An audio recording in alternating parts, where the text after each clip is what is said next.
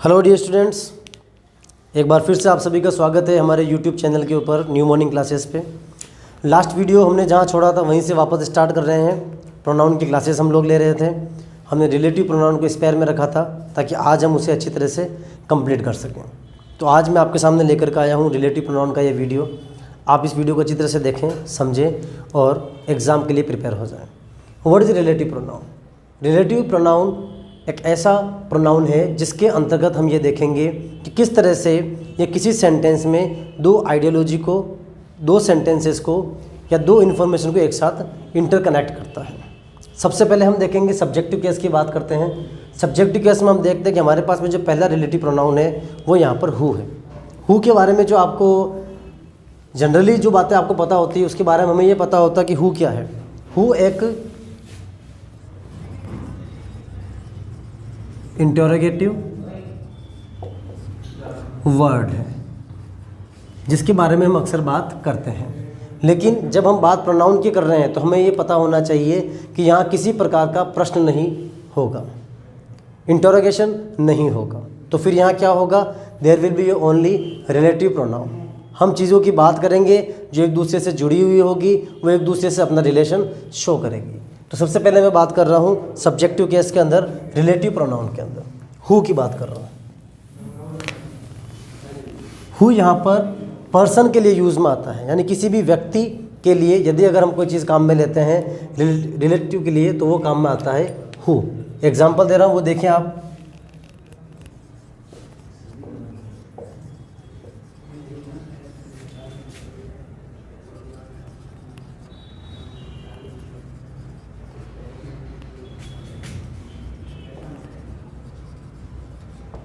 एक सेंटेंस मैंने आपके सामने लिखा है, वो सेंटेंस है ही इज़ द बॉय। यही वो लड़का है। कौन है वो लड़का? तो आगे उस लड़के के बारे में दिया हुआ है हु वर्क्स हार्ड। ये हु जो आया है वो किसी पर्टिकुलरली किसी पर्सन के लिए यूज़ में आया है। तो हमें ये ध्यान रखना है कि रिलेटिव प्रोनाउन में जो हु का यूज़ होता है वो सब्जेक्टिव केस में होता है, वो सीधा सब्जेक्ट के लिए यूज़ में आता है। सब्जेक्ट कौन है? He is the boy.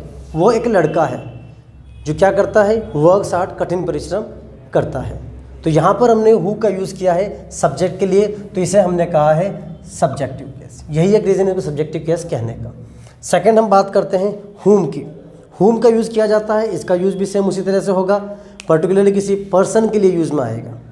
और उस पर्सन के लिए जब हम यूज़ में लेंगे तो वहाँ जो इन्फॉर्मेशन हमें मिलेगी वो इन्फॉर्मेशन हमें मिलने वाली है वो है ऑब्जेक्टिव केस के लिए। देखते हैं किस प्रकार से ऑब्जेक्टिव केस में हम हुम का यूज़ लेते हैं। आप इस सेंटेंस को अच्छी तरह से देखिए।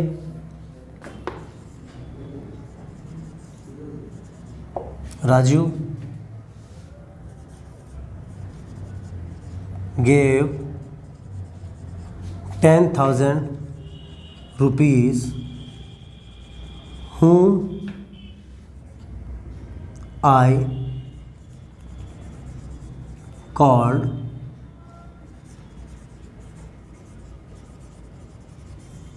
yesterday। मैंने एक सेंटेंस लिखा, राजू गेव 10,000 रुपीज़। राजू ने 10,000 रुपये दिए हैं। किसको दिए? whom I called yesterday, जिसको मैंने कल बुलाया। अब हमने वर्ब से पुटअप किया एक क्वेश्चन, किसे बुलाया? तो जिस किसी को भी बुलाया उसको राजू ने पैसे दिए। इट मीन्स जिस व्यक्ति ने पैसे दिए और जिस व्यक्ति ने पैसे लिए उसकी इन्फॉर्मेशन यहाँ पर है, लेकिन लेने वाले की प्रॉपर आइडेंटिफिकेशन नहीं है। लेने वाले की प्रॉपर पहचान हमें यहाँ नहीं पता पड़ रही है। तो उसकी पहचान हमें किससे पता पड़ रही है? कि कोई है, हूँ, जिसको। तो वो जो पर्सन है वो एक्शन का रिजल्ट है। किसे दिए? किसी को दिए। तो यहाँ पर ये ऑब्जेक्टिव केस आया है, तो इसीलिए हमने इसको कहा है ऑब्जेक्टिव केस। सब्जेक्ट के रूप में राजू है, देने वाला राजू है और लेने वाला कोई अननोन पर्सन है जिसके लिए हमने यूज़ में लिया है हूँ। नंबर थर्ड हम चलते हैं, हुज़ की बात करते हैं। हुज़ क्या शो करता है यहाँ पर? पॉजेसिव केस, यानी कि वो यहाँ पर एक ऐसा रिलेशन बताता है जिसमें पर्सन, एनिमल एंड थिंग तीनों की बात होगी। यहाँ पर हम जो बात करते हैं वो मानवीय रिश्तों और किसी पद नाम की बात भी कर सकते हैं, जैसे कि सुनीता इज़ द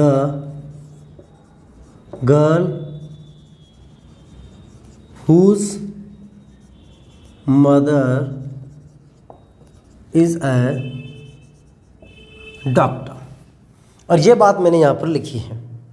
अब हिंदी अगर हम देखते हैं तो हिंदी में हम ये बात करते हैं कि इसका जो यूज़ होता है वो होता है किसी लिविंग पर्सन का किसी लिविंग पर्सन के साथ में, किसी नॉन लिविंग का भी और किसी एनिमल का भी, उसी के पर्टिकुलर जेंडर के साथ में कोई रिलेशन अगर बताना हो तो उस रिलेशन के लिए हम हुज़ का यूज़ करते हैं। अब सुनीता कौन है? वो सुनीता जिसकी माँ डॉक्टर है। तो यहाँ सुनीता का पर्टिकुलर रिलेशन हमने जो बताया है उसकी माँ के साथ, उसके लिए हमने हुज़ का यूज़ किया है। यहाँ और कोई रिलेटिव प्रोनाउन काम में नहीं आ सकता, केवल हमें हुज़ को ही यूज़ में लेना है।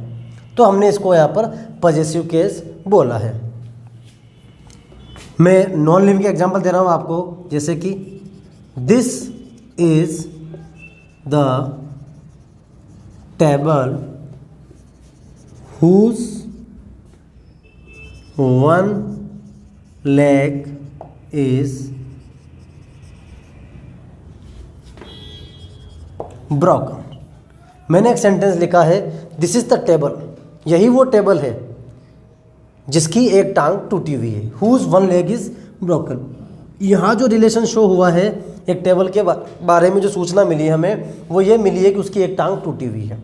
तो यहाँ भी हमने हुज यूज़ में लिया है। इट मीन्स ये बात तो क्लियर हो चुकी है कि हुज का यूज़ पर्टिकुलर पर्सन के लिए भी आता है, थिंग के लिए भी आता है और एनिमल्स के लिए भी आता है। यहाँ तक मेरे ख्याल से कोई डाउट नहीं होगा। तो फिर आगे हम ये बात कर रहे हैं विच की।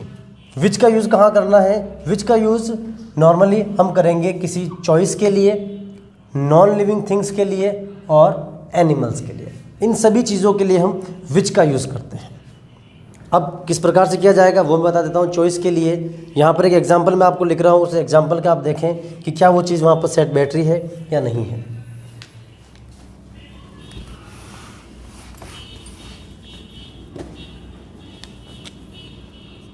मैंने सेंटेंस लिखा, दिस इज द गेम, यही वो गेम है।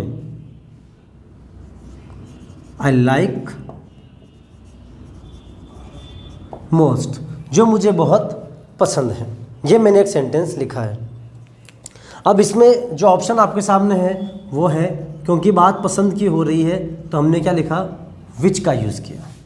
लेकिन हमें एक बात और ध्यान रखनी होगी कि विच के साथ साथ एक चीज़ और होती है जो इसे रिप्लेस कर सकती है, वो है दैट। तो विच के साथ में दैट इसका रिप्लेसमेंट है। इसको आपको हमेशा ध्यान रखना पड़ेगा। हम दैट का यूज़ कर सकते हैं किसकी जगह पर? विच की जगह पर। यह बात ध्यान रखना हमें। अब हमारा नेक्स्ट जो रिलेटिव प्रोनाउन है वो है व्हाट। हम यहाँ व्हाट का यूज़ करेंगे। व्हाट का यूज़ कहाँ किया जाता है? It refer to a thing और आइडिया। ये किसी आइडिया और किसी वस्तु को रेफर करता है, उसके बारे में हमें इंगित करता है। फॉर एग्जाम्पल किस प्रकार से? एग्जाम्पल हम देख लेते हैं यहाँ पर, जैसे कि I told what you suggested. तुमने जो सजेस्ट किया मैंने वही बोला। क्या बोला ये बात बताई नहीं गई है, तो उसके लिए हमने क्या यूज़ में लिया? हमने व्हाट का यूज़ लिया। सेकंड एग्जांपल और दे देता हूं इसके लिए आपको।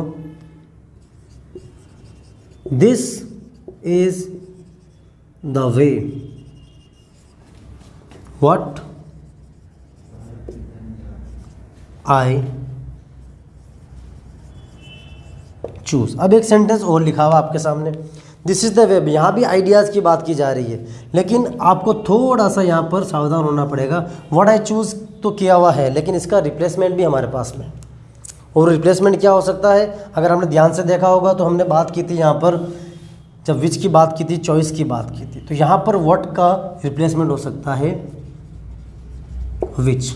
तो कहने का मतलब है कि हमारे पास में जो रिलेटिव प्रोनाउन सामने आए हैं वो है हु, हुम, हुज, उसके बाद में विच, व्हाट, और विच का रिप्लेसमेंट हमारे पास में है दैट।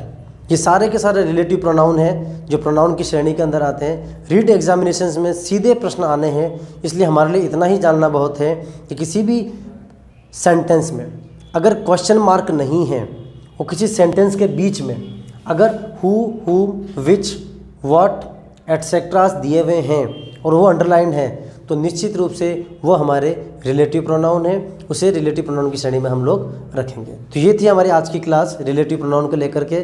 उम्मीद करता हूँ आपको समझ में आई होगी।